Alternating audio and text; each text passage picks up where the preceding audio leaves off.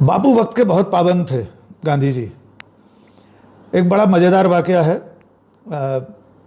8 अगस्त 1942 को मुंबई में अखिल भारतीय कांग्रेस कमेटी की अधिवेशन में कार्य समिति की बैठक में भारत छोड़ो का आह्वान गांधी जी ने किया और लगभग 2 घंटे का भाषण उन्होंने दिया। 2 घंटे से कुछ अधिक बोले थे। तय था कि अंग्रेज अगले दिन उन्हें गिरफ्तार कर लेंगे। 9 अगस्त से वो शुरू होना था आंदोलन। तड़के 5:45 बजे मुंबई का जो ब्रिटिश पुलिस कमिश्नर था वो उन्हें गिरफ्तार करने पहुंचा वारंट लेकर। भारत रक्षा अधिनियम, भारत रक्षा कानून के अंतर्गत गांधी जी, मीरा बहन, महादेव भाई, इन लोगों के वारंट लेकर वो पुलिस कमिश्नर पहुंचा। बिरला हाउस में रुके हुए थे गांधी जी उस वक्त।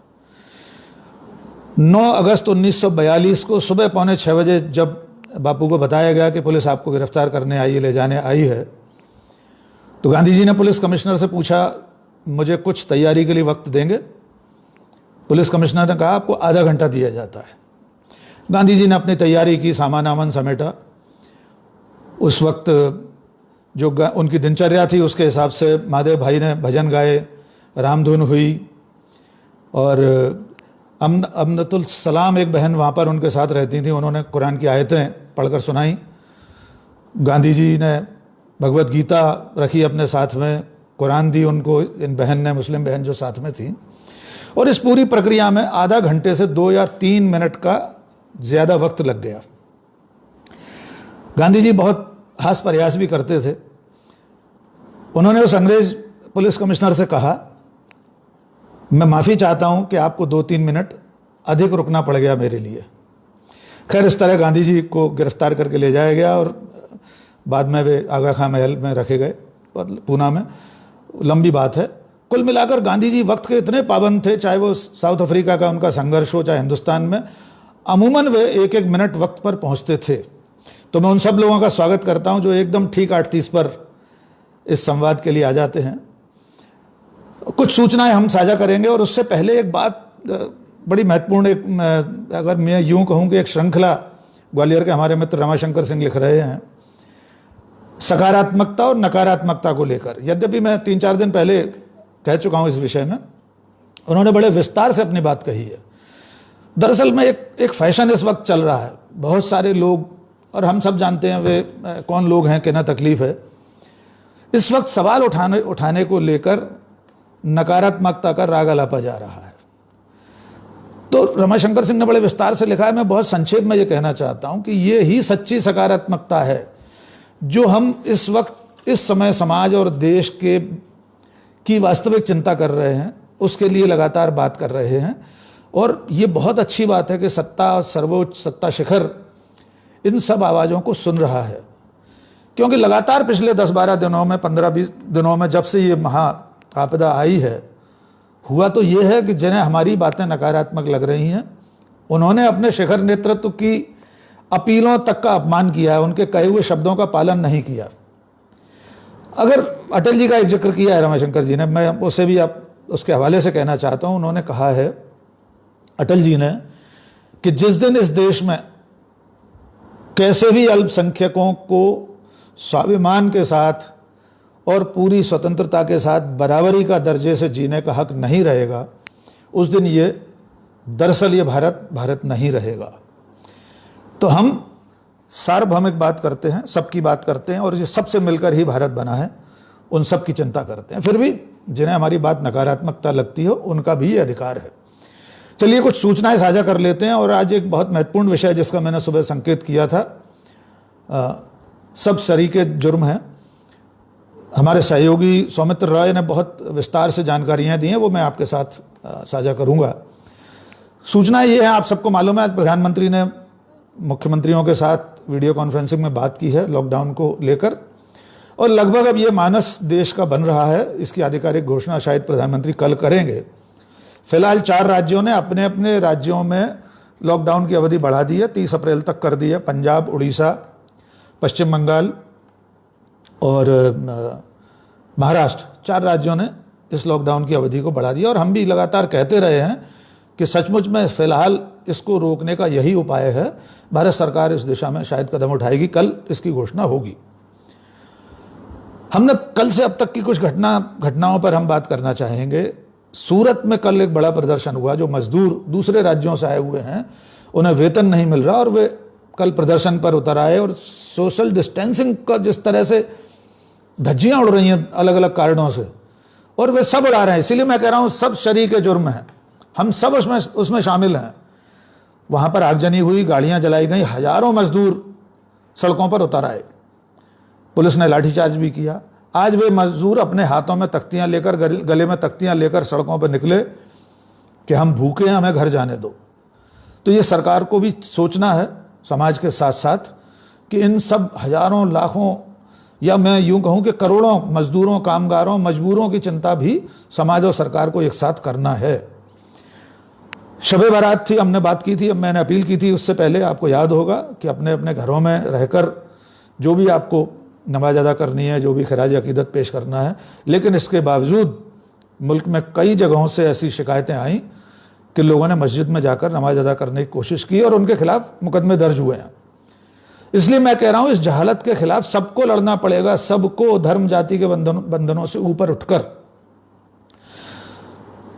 फर्जी खबरों का जहां तक लगातार मैं आप लोगों से बात कर रहा हूं, एक बड़ी खबर आपने देखा होगा, एक न्यूज़ चैनल ने अरुणाचल प्रदेश में 11 संक्रमित बता दिए थे और उसमें भी जमात का नाम जोड़ा गया था। अंत में स्थिति ये हुई कि अरुणाचल सरकार ने आपत्ति की, वहाँ सिर्फ एक पॉजिटिव मरीज पाया गया और उस चैनल को खेद लगातार दिखाना पड़ा अपने चैनल पर। तो ये जो आवाज़ें झूठ के खिलाफ लड़ाई लड़ रही हैं, ये सुनी जा रही हैं और अंत में इस पर अमल भी हो रहा है।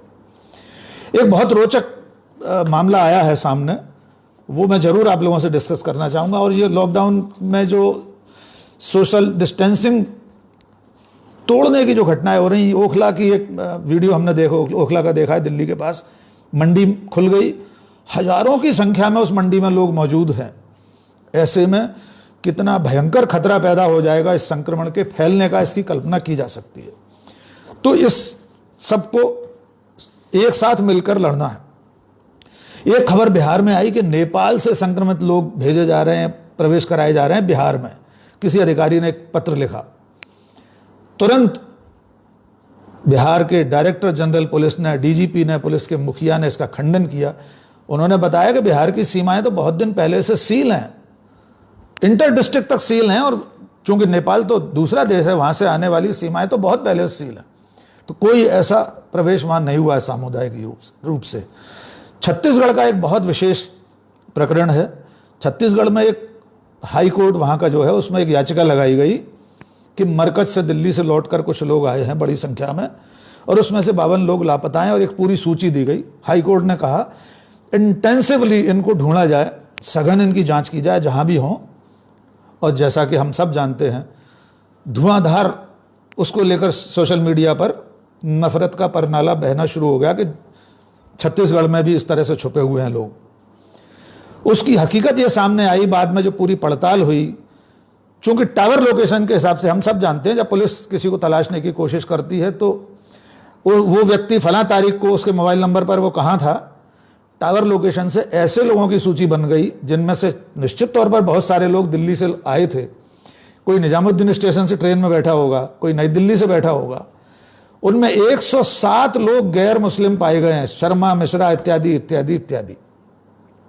और जब ये सूची सामने आई तो वहाँ के मुख्यमंत्री ने भी इसका खंडन किया, और वो जो 52 लोग जिनकी तलाश के नाम पर ये एकदम धार्मिक विद्वेष फैलाने की कोशिशें की गई थी, वे धराशायी हो गई। और अंत में वे 107 लोग जो सूची में जिनके नाम थे, वे परेशान हो रहे हैं। आप ढूंढ लीजिएगा, तमाम अखबारों की वेबसाइट पर वो खबर है। वे कह रहे हैं कि हम तो हिंदू हैं, हम ब्राह्मण हैं। एक मिश्रा जी का बयान चल रहा है, हम तो मरकज में गए नहीं, क्यों जाएंगे। और उसमें बड़ी संख्या ऐसे लोगों की भी थी जो मुस्लिम थे लेकिन मरकज में नहीं गए थे। अब मैं उस विषय पर आता हूं जिसको हमारे सहयोगी सौमित्र रॉय, उन्होंने इसकी पूरी पड़ताल की है और वे आपके साथ सारी जानकारियां मैं साझा करूंगा। मध्य प्रदेश लगातार संकट की तरफ बढ़ रहा है और इसमें एक बड़ी संख्या शासकीय अधिकारियों की संक्रमित रोगियों के रूप में दिखाई दे रही है।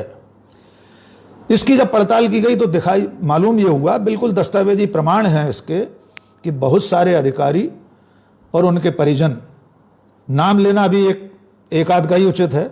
मध्य प्रदेश की हेल्थ विभाग की प्रमुख सचिव पल्लवी जैन गोहिल, उनके सुपुत्र विदेश से आए थे और उन्होंने इसकी जानकारी, अपना जो ट्रैवल की जानकारी देना चाहिए थी, वो जानकारी नहीं दी। उनके पुत्र पहले पॉजिटिव हुए, फिर वे स्वयं पॉजिटिव हुई और अब स्थिति ये है कि मध्य प्रदेश में, खास तौर से भोपाल में जितने लोग संक्रमित हैं उसमें आधे से अधिक प्रशासनिक अमले के लोग हैं, जिसमें कम से कम 16 तो IAS अफसर हैं जो इस वक्त होम क्वारंटाइन में जा चुके हैं। जिस विषय की ओर मैं ध्यान दिलाना चाहता हूं वो गंभीर विषय है, आप गौर से सुनिए। मानव अधिकार आयोग मध्य प्रदेश के अध्यक्ष, जो कि हाई कोर्ट के रिटायर्ड न्यायाधीश होते हैं, उन्होंने मध्य प्रदेश सरकार को एक नोटिस दिया कि अधिकारियों के संक्रमित पाए जाने पर राज्य सरकार क्या कार्रवाई कर रही है, किस तरह उनका इलाज चल रहा है, वे कहाँ भर्ती हैं और कैसे कैसे उन्हें चिन्हित किया गया। सरकार की ओर से जवाब दिया गया, उसमें भोपाल कलेक्टर ने सूची सौंपी है। आप गौर कीजिए, भोपाल कलेक्टर ने जो सूची सौंपी है उसमें 47 लोगों के नाम हैं जिसमें अधिकारी कर्मचारी हैं और उनमें से 35 नाम, एक से एक लगायत 35 वे वरिष्ठ अधिकारियों के हैं, जिसमें IAS और उसके बाद क्लास 2 ऑफिसर्स। कलेक्टर भोपाल ने, मैं प्रामाणिक रूप से कह रहा हूं, हमारे साथी सौमित्र रॉय की रिपोर्ट के आधार पर, कलेक्टर भोपाल, और उस आधार पर भी नहीं, कलेक्टर का खुद का वो जवाब मानवाधिकार को जो दिया गया है, मानवाधिकार आयोग को, वो हमारे पास उपलब्ध है, पब्लिक डोमेन में है। उसमें 35 लोगों के नामों के आगे इस बात का उल्लेख नहीं है वे कहां भर्ती हैं, कहां इलाज करा रहे हैं। 35 के बाद 36वें से लेकर 47वें नंबर तक सबके नामों के आगे लिखा हुआ है कौन किस अस्पताल में भर्ती है। एक और आपत्तिजनक बात इसमें आपको बताता हूं। पल्लवी जैन गोहिल 4 तारीख को संक्रमित पाई गई, पॉजिटिव पाई गई और उसके बाद उन्होंने 5 तारीख को मुख्यमंत्री के साथ वीडियो कॉन्फ्रेंसिंग में मौजूद थी और वीडियो कॉन्फ्रेंसिंग जब होती है तब अधिकारी के लिए सारी व्यवस्थाएं करने के लिए और कर्मचारी अधिकारी भी साथ होते हैं। बाद में वे घर पर इलाज कराती रहीं, वो तस्वीरें भी पब्लिक डोमेन में हैं जिसमें उनके घर या जो प्रशासन अकादमी है वहाँ पर जहाँ वे रुकी थी वहाँ पर अधिकारी लोग उनका वहीं इलाज कर रहे हैं। एक अधिकारी अस्पताल में जाने को तैयार नहीं थे। मध्य प्रदेश के चीफ सेक्रेटरी को उन्हें हिदायत देना पड़ी, लिखित में नोटिस देना पड़ा कि आपको अस्पताल में भर्ती होना पड़ेगा। तो ये जो मानसिकता है कि इस वक्त, और मैं बहुत व्यथा के साथ ये कहना चाह रहा हूं कि भोपाल के बहुत सारे सोशल मीडिया के व्हाट्सएप ऐसे ग्रुप हैं जहां पर अधिकारियों की इस लापरवाही के कारण उन्हें भी एक तरह से जमात का नाम दे दिया गया है। एक जमात ये भी है जो भोपाल में लोगों को बीमार कर रही है। इसमें कई लोग ऐसे हैं जो खुद भी विदेश होकर आए थे, उन्होंने उसकी कोई जानकारी शासन को नहीं दी। इसके अलावा कई अधिकारी ऐसे हैं जो इस वक्त भी सरकार को विधिवत सारी सूचनाएं नहीं दे रहे हैं। ICMR कह चुका है कि एक व्यक्ति के संक्रमित होने से वो 406 लोगों को संक्रमित कर सकता है। ये गंभीर विषय है कि अगर मध्य प्रदेश में इतनी बड़ी संख्या में, मैं पूरा आंकड़ा आपको बता देता हूं जो सौमित्र ने हमें दिया है, इस वक्त मध्य प्रदेश में कुल जितने लोग इस भोपाल में खासतौर से जो पीड़ित हैं उनमें से 75 सरकारी अधिकारी और कर्मचारी हैं, 20 जमाती हैं, 16 पुलिसकर्मी हैं और 12 अन्य लोग हैं, जिनमें से 16 अधिकारी होम क्वारंटाइन में हैं। लेकिन इन्हें जमाती कहना, इस अधिकारियों के वर्ग को, सचमुच प्रशासन का अमला बहुत मेहनत कर रहा है, बहुत काम कर रहा है, लेकिन अब इन्हें सरकारी जमाती का नाम दिया जा रहा है। ये चिंता की बात है। कोई भी व्यक्ति जानबूझकर न स्वयं संक्रमित होना चाहता है न दूसरों को संक्रमित करना चाहता है। हमें ये देखना होगा कि ये जो भेदभाव हो रहा है प्रशासन की नज़र में, ख़ास तौर से खुद वायरस की नज़र में, इस बैक्टीरिया और वायरस की नज़र में कोई अफसर नहीं है, कोई मजदूर नहीं है, कोई गरीब और अमीर नहीं है। और हम सब जानते हैं, बार बार उसका स्मरण कराना भी उचित नहीं है कि इस देश में बीमारी आई तो हवाई जहाज़ों से, विदेश से आए लोगों से है। उस पर फिर किसी दिन विस्तार से पड़ताल करेंगे, क्रमशः तारीखों के साथ, कब कब हमारे देश में दस्तक हुई, कब कब चेताया गया और हम कर क्या रहे थे। तो इस वक्त सरकार और समाज दोनों की बराबर की भूमिका है। सबको इस चिंता के साथ हर एहतियात बरतनी चाहिए। अगर ये अधिकारी और कर्मचारी सिर्फ इसलिए सरकार के दिशा निर्देशों का पालन नहीं कर रहे हैं कि वे सरकारी अधिकारी होने से इम्यून हैं, तो इस गलतफहमी में उन्हें नहीं रहना चाहिए। हम सब के शुभ की कामना करते हैं, उनके लिए शुभेच्छा करते हैं कि जल्दी स्वस्थ हों सारे लोग, लेकिन ये सरकार को जवाब जरूर देना चाहिए कि आपकी इस सूची में उन अधिकारियों के नाम के आगे अस्पतालों के नाम क्यों नहीं है। अगर क्लर्क और सिपाही के नाम के आगे अस्पताल का नाम लिखा है तो के विजय कुमार, पल्लवी जैन गोहिल या जो भी हों, सुदाम पी खाड़े, मैं सबके नाम नहीं लेना चाहता, सबके नाम है हमारे पास, आप खुद सर्च कर लीजिएगा कितने अधिकारी इस वक्त इलाज करा रहे हैं, तो उनके नामों के आगे भी अस्पताल के नाम लिखे जाने चाहिए। इस आपदा के समय भी ये जो छोटे और बड़े का भेद है ये अनुचित है। हम जानते हैं बहुत सारी बातें धीरे धीरे समाज की चेतना में आ रही हैं और लगातार प्रधानमंत्री के आग्रह और उनके आह्वान के बाद लोग चेत रहे हैं, लेकिन अभी और बहुत ज़्यादा एहतियात बरतने की ज़रूरत है। जैसे कि आसार दिखाई दे रहे हैं, लॉकडाउन बढ़ सकता है, अगर 30 अप्रैल तक बढ़ा तो हमारी परेशानियां बढ़ेंगी। हमें उस विषय पर जरूर ध्यान देना है कि सप्लाई चेन ख़त्म हो चुकी है।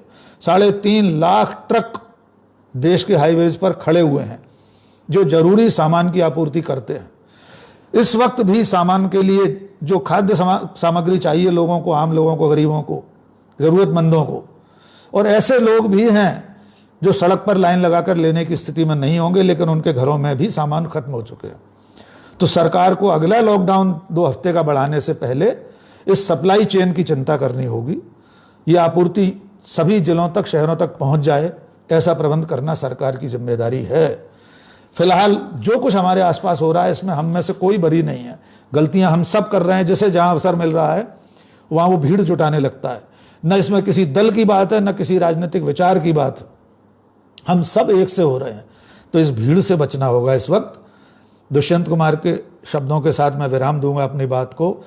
मैं बहुत सोचता रहता हूं पर कहता नहीं, मैं बहुत सोचता रहता हूं पर कहता नहीं, बोलना भी है मना, सच बोलना तो दरकिनार, इस सिरे से उस सिरे तक सब शरीके जुर्म हैं, इस सिरे से उस सिरे तक सब शरीके जुर्म हैं, आदमी या तो जमानत पर रहा है या फरार। तो हम सब इस जुर्म में शरीक न हों, इंसानियत को बचाने के लिए हर जिम्मेदारी का निर्वाह करें। बस आज इतना ही। कल परसों हम देश की आर्थिक दशा और दिशा पर बात करेंगे 1-2 दिन के अंदर, जो कि बहुत चिंताजनक है आने वाले समय के लिए। ये लॉकडाउन जब भी खुलेगा मुल्क के हालात कैसे होंगे उसका एक आकलन हम करेंगे। आज बस इतना ही। बहुत बहुत शुक्रिया, बहुत बहुत धन्यवाद। शुभ रात्रि, शब बखैर।